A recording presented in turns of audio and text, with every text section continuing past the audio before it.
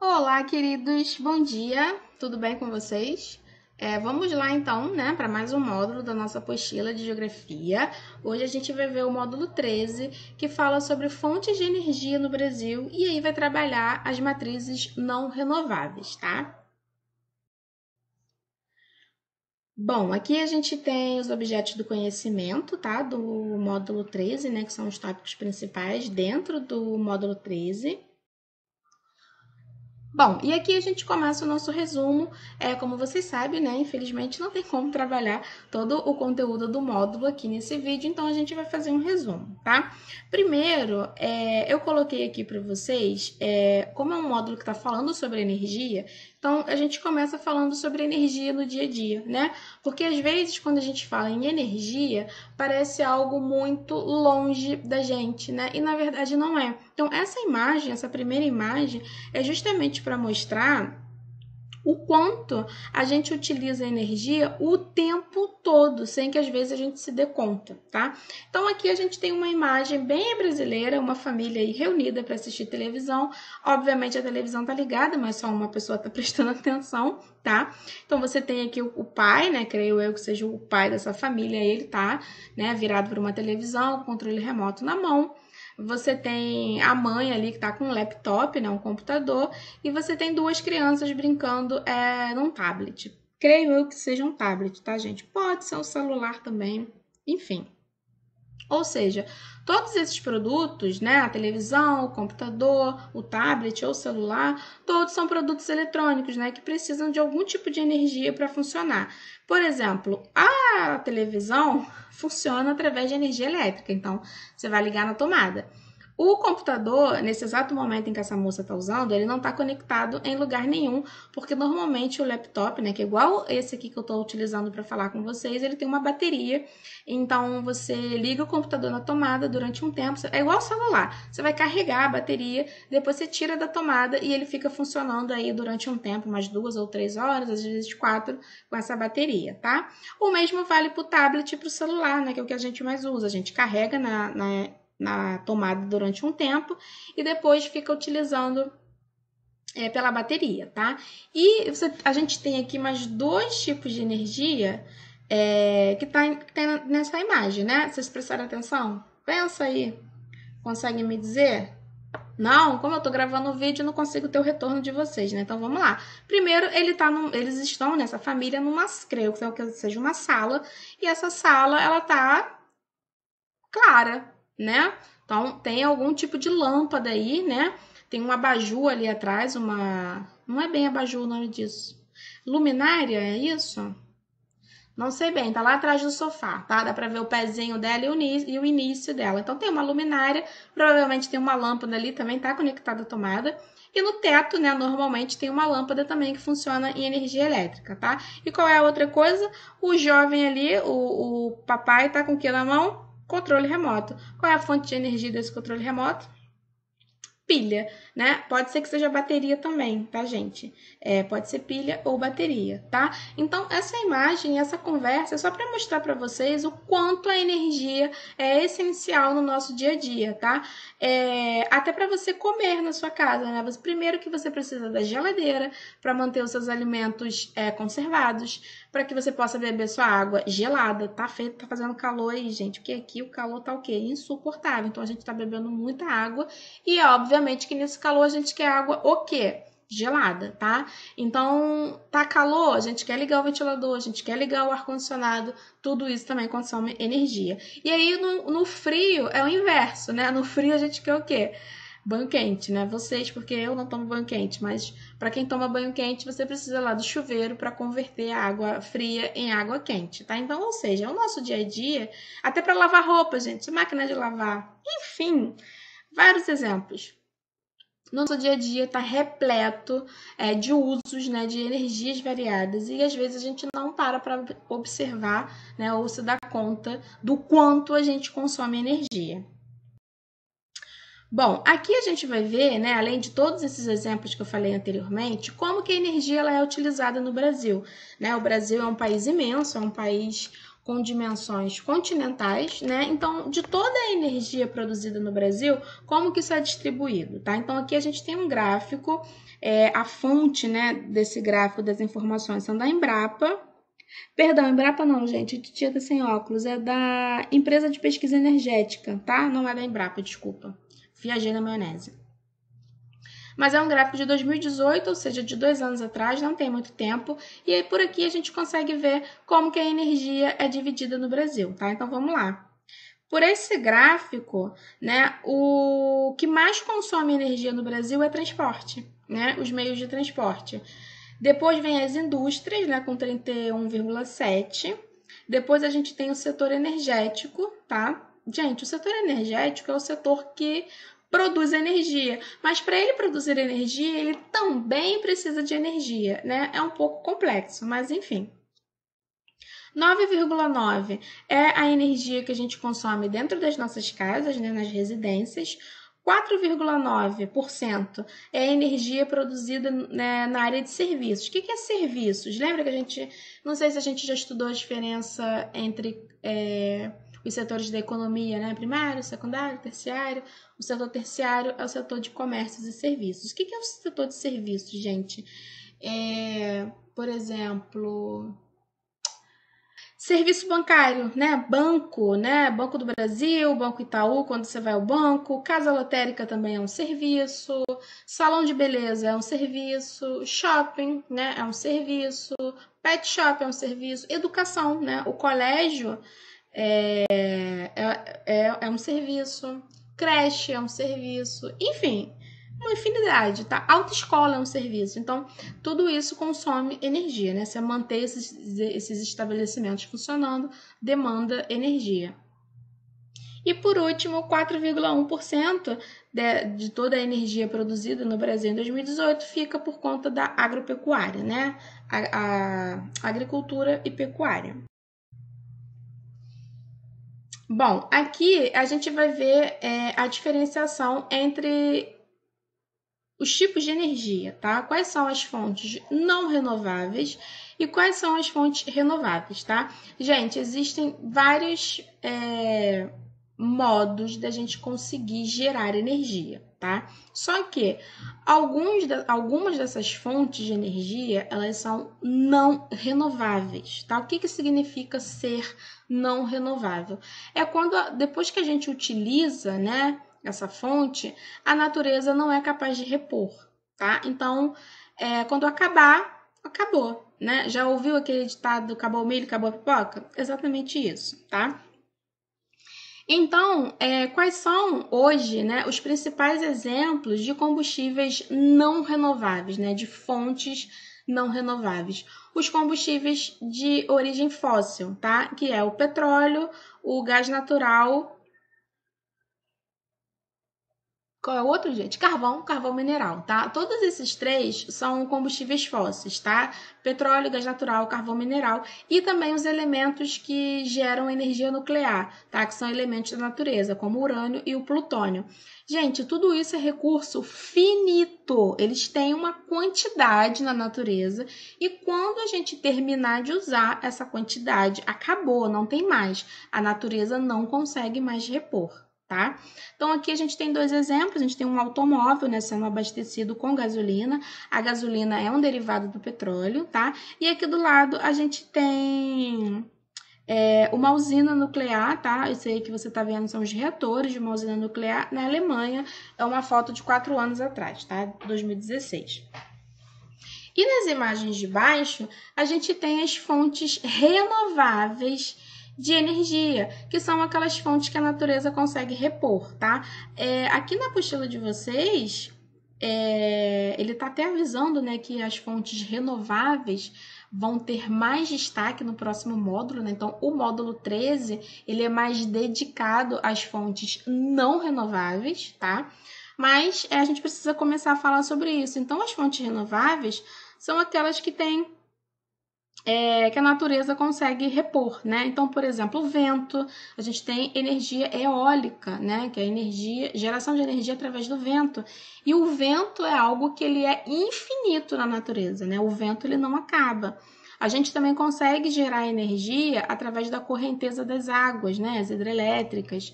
A gente também consegue gerar energia através das ondas do mar, né? Através do sol, energia solar, enfim, tá? É biocombustível também, biomassa. Aqui a gente tem uma imagem de uma hidrelétrica, né? Essa aqui é de Itaipu, a mais famosa aqui no Brasil.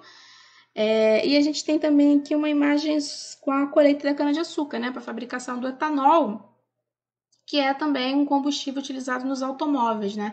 Numa tentativa aí de substituir o petróleo, né? E seus derivados. Aqui a gente tem um outro gráfico, né, que mostra pra gente como que é a diferença entre consumo renovável perdão, esse gráfico mostra pra gente a balança, tá? O quanto o Brasil consome de energia renovável e o quanto o Brasil consome de energia não renovável. Então, se vocês observarem, vocês vão ver que o que a gente consome mais são justamente as energias não renováveis, né? Que fica em 54%, né, 0,7%, enquanto que as energias renováveis a gente só consome 45%. É muito, tá, gente? 45,3% é bastante coisa, né? Poderia ser mais. E aí, dentro das fontes não renováveis, a gente usa, ó, 34,4% é tudo petróleo e seus derivados, ou seja, o que a gente mais usa é petróleo e derivado, tá? 12,5% de gás natural, carvão mineral 5,8%, urânio, né, que é o elemento da energia nuclear, 1,4% e outros não renováveis em 0,6%. É bem pouquinho. Já nas fontes renováveis, a gente usa, a maior parte que a gente usa, 17,4%, é biomassa da cana-de-açúcar, né? Energia hidráulica, tá? Que é energia através da água, energia elétrica através da água, as hidrelétricas. Lenha e carvão vegetal, tá? 8,4%. Gente, é muito importante que vocês saibam que existe a diferença, tá? A gente tem o carvão mineral, tá? Aqui do outro lado tem carvão mineral e a gente tem carvão vegetal, tá? O carvão mineral, ele tem origem fóssil, tá? O modo de produção dele é exatamente o mesmo modo de produção do petróleo, bacia sedimentar. Acho que a gente vai ver isso mais pra frente, tá? E o outro aqui, os outros renováveis, que aí vai envolver energia eólica, energia solar, enfim, 6,9%, tá? Bom, aqui a gente vai ver um pouco sobre o petróleo, né? Ou seja, todos os usos que a gente faz do petróleo. Então, a gente consegue ver aqui, basicamente, gente, para transporte, né? Então, você tem o transporte rodoviário, você tem o transporte marítimo, né? Você tem duas imagens aqui de transporte rodoviário. Você tem aqui transporte aéreo, né? O avião, você tem um naviozinho aqui. Então, ou seja, o petróleo ele é extremamente utilizado para tráfego rodoviário, marítimo e aéreo, tá? Também, gente, produção industrial, né? As indústrias precisam de energia para funcionar, tá? Os equipamentos agrícolas também. Então, ou seja, boa parte, a grande maioria da energia que move o mundo, né? O tempo todo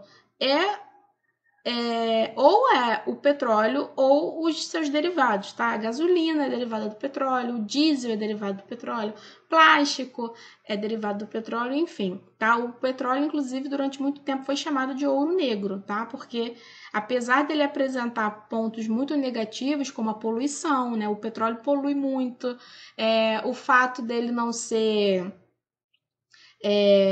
renovável, né? Isso também é um ponto muito negativo, enfim. Ainda assim, apesar de todos esses pontos negativos, o petróleo ainda é uma das fontes de energias mais utilizadas, tá? E nessa parte aqui da apostila de vocês, vai falar um pouco sobre a produção do petróleo, que é aquilo que eu falei para vocês sobre as bacias sedimentares, tá? A gente já viu em módulos anteriores que o nosso planeta ele é formado, né, o embasamento do nosso planeta, a nossa crosta, é formado por estruturas geológicas diferentes, tá? Então a gente tem os escudos cristalinos, a gente tem os dobramentos modernos, a gente tem as bacias sedimentares. Todas essas estruturas né, são estruturas geológicas, mas assim, o mais importante nesse módulo é que vocês saibam que o petróleo, ele só pode ser encontrado em bacias sedimentares, tá? Então, por exemplo, se você está numa área que a estrutura geológica é escudo cristalino, perdão, você não vai encontrar petróleo em área de escudo cristalino, da mesma forma que você não vai encontrar petróleo numa área de dobramento moderno, tá? O petróleo, ele só é encontrado em áreas, né, que apresentam estruturas geológicas chamadas de bacia sedimentar. A gente já estudou isso em módulos anteriores, tá? Inclusive, essa imagem aqui eu coloquei principalmente para as meninas do 7º ano, tá? Então, a gente tem aqui, gente, uma imagem, né, dos meninos trabalhando aqui fazendo asfalto, mas olha só que coisa dramática. No batom que a gente usa, também tem petróleo, tá? Então, o petróleo ele é utilizado para infinidade de coisas, não só como combustível, né, para os meios de transporte, mas você também utiliza para fazer cosmético, tá? Então, o batom tem petróleo na sua composição, tá? Professora, não sabia disso. O ideal é vocês procurarem, existem já algumas marcas no mercado que produzem cosméticos sem a utilização do petróleo, tá? Inclusive, o creme de cabelo que eu uso, ele não tem. E na embalagem vem escrito livre de petrolatos, né? Que é todo tipo de substância que é derivada do petróleo que é utilizada em cosmético. Então, sugiro aí para as meninas do 7º ano, quando vocês forem comprar maquiagem, dar uma olhada aí na embalagem, na composição, para tentar comprar algo mais natural, tá? E coloquei esse mapa aqui do lado para mostrar. É um mapa do Brasil, tá? É um mapa do Brasil. Só para vocês verem, o mapa, acho que a legenda não tá tão clara, né? Ficou um pouco embaçado, mas esse mapa tá na apostila de vocês, que é para vocês olharem todo o território brasileiro e vocês verem aonde que tem bacia sedimentar e onde que é escudo cristalino, tá? Então, ou seja, se você olhar para o mapa, toda essa parte amarela aqui é a bacia sedimentar, tá? E toda a parte que tá de laranja é escudo cristalino. Então, ou seja, em que lugar você vai achar petróleo? Na parte que tá amarela, tá, gente? Que é a parte de bacia sedimentar, tá? E aqui, por último, a gente vê que nem só de derivados de petróleo são feitos os combustíveis no Brasil, tá? O Brasil, ele tenta, né, já não é de hoje, fontes alternativas para tentar se livrar um pouco do uso majoritário do petróleo, tá? Inclusive, na década de 70, vocês sabem que o preço do petróleo ele é regulado pela Bolsa de Valores, né, em dólar, então ele sofre alterações, sofre oscilações, inclusive períodos de crise econômica, quando a área do Oriente Médio, né, que é uma das maiores áreas produtoras de petróleo do mundo, sempre que há conflito, né, algum tipo de guerra, algum conflito militar nessas áreas que por algum motivo interfira na produção ou na distribuição do petróleo, isso causa um aumento nos preços, então, ou seja, a gente fica refém desse preço que está sempre oscilando, tá? Então, não só do Brasil, mas é interesse, né, de todos os países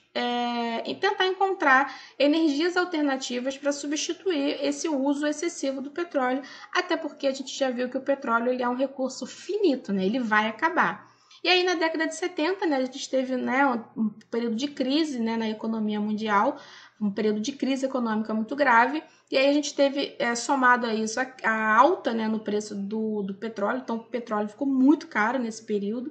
E aí, qual foi a alternativa do governo brasileiro? O governo brasileiro começou a investir na pesquisa do etanol, tá? Que é a produção de energia através né, combustível através do etanol da cana-de-açúcar, tá?